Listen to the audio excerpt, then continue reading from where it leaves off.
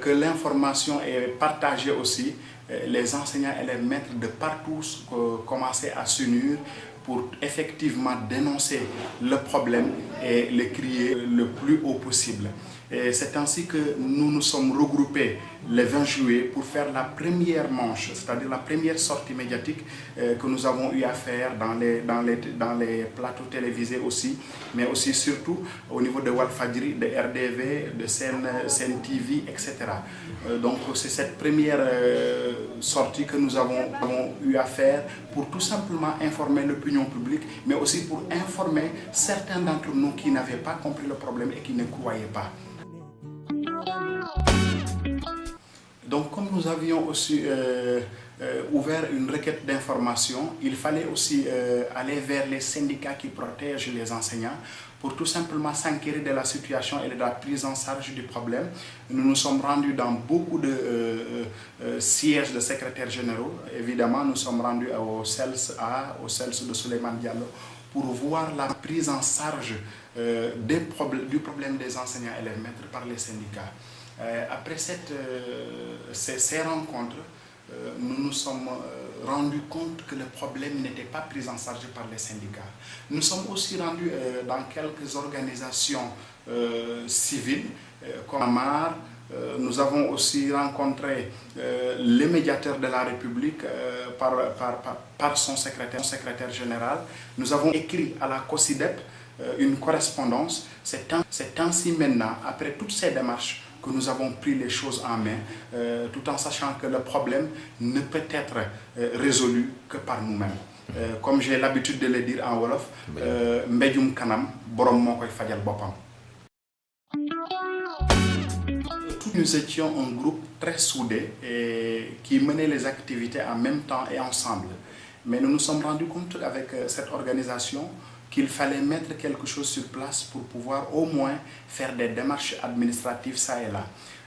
C'est ainsi que nous avons mis en place le bureau provisoire d'abord avant l'Assemblée générale qui a mis un bureau définitif le 10 août 2017. Donc il fallait qu'on mette en place quelque chose pour pouvoir continuer ces démarches qui ne s'arrêtaient pas et qu'on devait à tout bout de champ pour continuer la lutte. Toutes ces démarches au niveau des autorités, notamment la rencontre du DRH, la rencontre du DFC, l'appel du ministre, la rencontre du ministère, nous avons su que le problème était aussi grave que nous le croyons. Et en ce moment, nous avons essayé de mettre la barre plus haut tout en mettant des plans d'action. Premièrement, nous avions voulu faire un sitting au niveau du ministère de l'Éducation, ce que le préfet a catégoriquement refusé par une lettre qu'il nous a adressée, plus une convocation au niveau de la police centrale.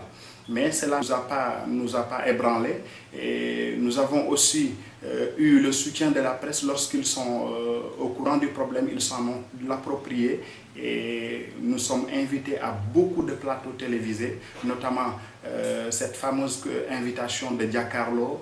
dafa am ñi ñuy tuddee ay élèves maîtres yooyu am li ñu waxante woon ak nguur gi ba nëgër ni amul lenn loo xamante ni sotti na si te ñoom dañu jàpp ne loolu lépp nguur gi moo waxoon ba noppi daal di siy génn looloo waral Babacar Kama mi nga xam ne moom moo yore kaddu wala mu jiite collectif national bi leen boot daal di fiy teew ngir gën ñu koo leeral. bi li mu soutenir moom moo doy waar parce que def ne gouvernement bi moom moo fàtte kayit bi nga xamante ne moom la waa fonction publique waroon sukkandiku pour intégrer ñu dans la fonction publique. fàtte mooy lan.